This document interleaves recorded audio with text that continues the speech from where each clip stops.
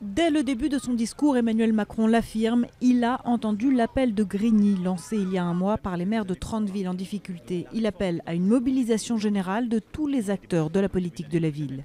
On le voit bien, il y a des territoires de la République où on a en quelque sorte concentré toutes les difficultés. Pour réussir sur ces deux priorités, restaurer la République et parvenir à l'émancipation, la mobilité des personnes, l'État sera au rendez-vous avec des engagements financiers. Les collectivités locales, par la visibilité que nous leur redonnerons et l'engagement que j'attends d'elles. Et l'ensemble des acteurs.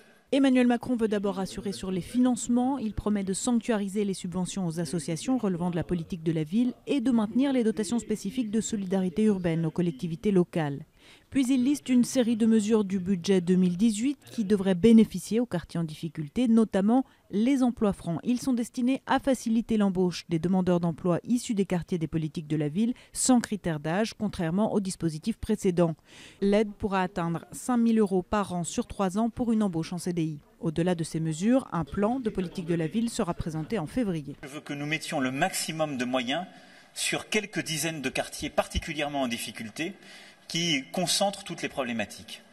Nous allons les définir et là, je vous donne rendez-vous dans 2 ans pour avoir des résultats concrets. Emmanuel Macron a mis en avant un garant de poids pour sa politique de la ville, Jean-Louis Borloo, qu'il a remercié d'avoir remis les gants, mais sans préciser son rôle exact.